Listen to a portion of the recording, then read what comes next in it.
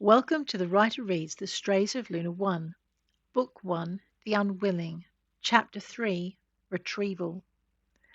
Hold, the team leader ordered. HQ can replace the shuttle, but we won't know what they were after or who they sent until we get this guy back to them. I can tell you who sent me, Lewis thought, trying to see what was happened through the door, and what they were after. He didn't say it, though, and wondered if he'd actually tell them, if it came to it. How long could he hold out, if what he'd already had was just a warm-up? "They're cutting through," came the alarmed cry. "Yeah, I can see that," their leader snapped back. "Now tell me something I don't know." "They're coming in through the back." Now that he mentioned it, his back was getting a little warm. Lewis tried to shuffle forward and attempted to get away from the heat now he'd registered it. He froze as the guard strode over to him. "Stay still," the man snarled, seizing him by the shoulders of the suit and hauling him away from the wall to dump him against the rear of the cargo compartment. Lewis tensed, relieved to find the few moments of respite had given him the strength to move. "Who knows? If I sit here long enough, I might even be able to get to my feet," he mused. He wriggled experimentally, glad to feel his legs responding. For a minute he debated between pulling his knees close to his chest or staying still and not letting his captors know he was starting to recover. Then he figured they were busy enough it didn't matter. Besides, if their attackers were here to rescue him, the last thing he wanted was a broken leg from being stepped on. He shifted his legs, tucking his feet close to his rump and bending his knees so they rested against his chest. The movement attracted a cursory glance from the guard, and Lewis flinched from his gaze. His reaction drew a mirthless grimace from the guard, but the man was more interested in the slowly brightening hull, and he relaxed. There was no way of stopping what was coming, but at least he wasn't completely helpless. He waited, watching with the guards as a molten line drew itself around the hull. Just as it drew to completion, the guards slammed their boots into the center of the hull, shoving the broken metal out and down onto the men outside. The forward hatch went the same way. Startled cries met their attack, but they weren't the only ones with a plan. The team leader threw himself against the wall as a burst of solids came through the gap, showing that at least one of their attackers had foreseen the possibility. As they leapt through the hull, blaster bolts tore into them, and they dropped. Shouts from the front were followed by the sound of more blaster fire as the guards divided into two groups. One of the two in the back dropped to his belly on the cargo floor and began firing through the hole in the hull. His partner was joined by two more, and they crouched beside the gap, waiting for him to signal the all clear. One glanced over at Lewis, checking what he was doing. When he saw Lewis wasn't doing anything, he turned back to the hull. "Oliver?" Lewis tried. This time the implant didn't flash red, and he realized he was no longer being jammed. Maybe that was why the beating had been so thorough. To his surprise, Oliver answered. "Hang in there, bro. We're coming." "You here?" Closing his eyes and trying to keep all expression from his face, Lewis waited. This time it wasn't Oliver that spoke. "Stay where you are." The woman's voice was hard, and Lewis froze. "Who is this?" "And stay off the line. We're busy out here."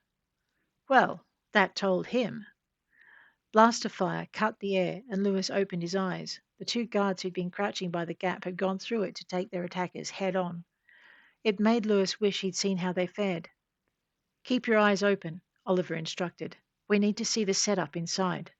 "Gotcha," Lewis managed, and wondered when the guards would notice. He was also glad he was able to help without having to get up. His legs still felt like rubber, and his lungs felt compressed. Shifting slightly, he arched his back, hissing against the tightness and tearing that resulted. "Turn your head to the right," the woman commanded, and Lewis complied. There was only one guard left in the passenger compartment. He was standing by the remains of the door, but glanced over as Lewis lifted his head. When Lewis didn't move, he went back to watching the fight. The other guard in the shuttle was the one on overwatch on the floor of the rear compartment, 5 feet away. "I need you to distract them," the woman instructed. "She what?" "Unless you want to spend more time with them," she added. "Oh, hell no." Lewis pushed to his feet, huffing against the pain and sliding his back up the wall. That got the attention of the guy at the door. "Sit down," he ordered after snapping a quick look over his shoulder. His gun remained pointing outward, and Lewis heard sporadic firing. "Oh, very nice," the woman purred. Now see what you can do about the guy on the floor in front of you. Lewis stayed where he was, letting his body catch up. He didn't see what he could do to distract the guards further, except maybe fall on the one closest. Well, it was a plan. Hurry, the woman ordered, and Lewis didn't know if she approved of his plan or just needed him to do something. He pushed away from the wall, and the man at the door gave a startled oath.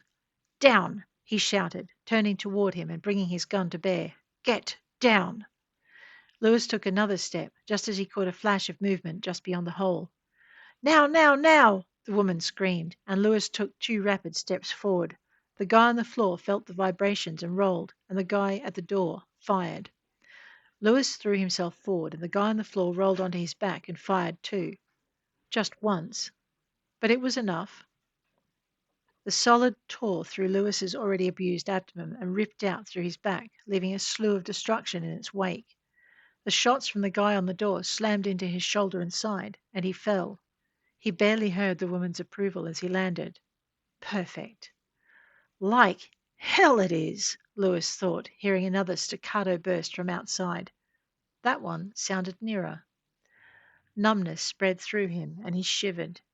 Shock setting in, he thought, as the guy he landed on threw him off. The impact of hitting the floor again brought a temporary curtain of black, but Lewis fought to stay on the side of wakefulness. Blood made the inside of the suit sticky, and he wished he had some way of covering the hole in his stomach. The world dipped into grey. Stay with me, Oliver urged. I'm coming. I'll try, Lewis promised, and hoped he'd be able to deliver. You damn well better, bro, Oliver retorted. Where are you? Lewis thought that was a stupid question, but he answered anyway. In back. A short burst of fire ended with a strangled cry and a thud. It was followed by rapid footsteps that shook the small craft. Lewis drew a hissing breath against the pain of their approach, listening as the guard nearest him turned. This is going to hurt. A roar accompanied the next burst of gunfire, and he was relieved not to feel anything else slam into him. The guard slumped to stillness, and Lewis tried to focus on the much larger form coming at him from the front. Not that he could do anything about it. His body felt both heavy and like it was floating, and the ceiling wouldn't come into focus. Neither would Oliver's face as his friend knelt beside him. His features were a mix of wolf and man. I need a medic, Lewis told him, and Oliver nodded. One's coming. The female commander put the lie to that almost immediately. Just get him out of there. We'll tank him when we get back to base. He's not going to last that long. His implant will. Bastards, Oliver muttered, slapping quick patches over the holes in Lewis's suit before sliding his arms under Lewis's inert form. Furry, Lewis managed, and Oliver gave him a sharp look. Now what have I told you about calling me that? Have to be quick, Lewis told him, meaning he wasn't going to last much longer. Not that Oliver would have any trouble catching his meaning. Hang in there, bro, the were urged. I've got you. Hush, Lewis slurred as pain caught his breath. Hang in there, Oliver ordered. You die on me, and I'm going to find you and kill you myself. Lewis wanted to laugh, but he faded out instead. When he faded back in, he was still in Oliver's arms as the were pounded across the lunar surface toward the nearest outbuilding at the shuttle port. Not far, Lewis whispered, referring to where the shuttle had been brought down, and his friend glanced down. Just out of range of the port, Oliver told him, and Lewis closed his eyes again. The next time he opened them, he was in a corridor he didn't recognize. The walls were a dull tan, and not all the overhead lights were working. But that didn't worry Oliver, who still sported his wereform and didn't seem to care. Lewis scowled. Going through Lunar One in that shape was frowned on. Not officially forbidden, but as close to as didn't matter. How much trouble were they in that his friend would risk the kind of censorship that would bring? Oliver glanced at the doors and cross corridors they passed, and then glanced down. Still with me? There was blood on Oliver's muzzle, and Lewis wondered where it had come from. Had he missed another fight? Just, Lewis managed, surprised by the faintness of his own voice. Not far now, Oliver assured him, and Lewis drifted into the grey. He woke to the feel of his clothes being hurriedly removed and the sound of someone wielding scissors. People bustled around him, and the face above him was new. A tremor ran through his limbs as he tried to escape, but his body wouldn't respond. The face frowned. Stay still. We'll get you in a tank soon. You got me? Lewis blinked and tried to nod, closed his eyes. When he opened them again, it was dark. Not the darkness of night or a dimmed room, but the pitch black of enclosure as if he was entombed. His heart sped up and he flailed at the fluid around him, breathing easily in spite of it. Lights came on, small and dim and outlining the lid of the tank above him. Oliver's voice sounded clearly in his implant. Easy, bro. You're all right. Ollie? No bubbles escaped Lewis's mouth as he echoed the word out loud. Sound vibrated through the regen fluid. You're in a tank, Lou. Healing. In a tank. Lewis started to relax. Maybe he wasn't going to die after all, but where? Not a question you should be asking, bro. Now go back to sleep. Lewis stilled, blinking as he fought to control his fear, to accept he was safe and that Oliver was outside the tank and looking out for him.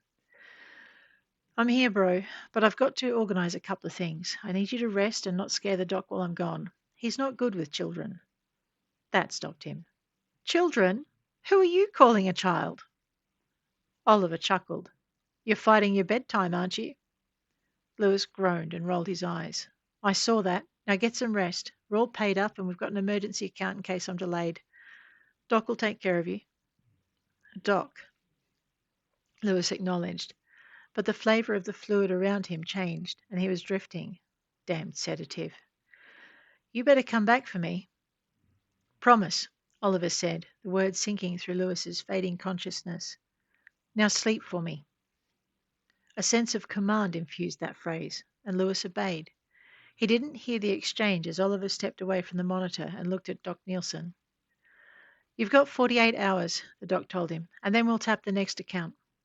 Oliver nodded. Do what you need to, Doc. Just get him fit enough to travel. The bite will see to that, and you gave me enough for the rest, the doctor assured him, then cocked his head. You have the list? Oliver held up his data pad. I'll see who I can find. He tucked the tablet inside his fatigues and turned to go, only to have Nielsen lay a hand on his arm. Why don't you change first? The man suggested, and Oliver looked down, registering the blood on his clothes. You know a good tailor, he quipped, and the doc rolled his eyes. Your clothes, yes, but I was referring to your body. You'll draw too much attention as you are. He wrapped a gentle hand around Oliver's wrist and raised it so the wearer could see his own fur-covered hand and ivory claws. Oh! Oliver focused for a moment, and with a crackle and snap of tendon and bone shifted back to human form. He looked down at his uniform. Now I really am going to need a change of clothes. The doctor gave him a thin-lipped smile. We took the liberty, he said, signalling to one of his assistants. The man gave them a startled glance and hurried out of the room, returning moments later with a plastic-wrapped set of fatigues and a new pair of boots. Oliver looked from the clothing to the doctor. How much?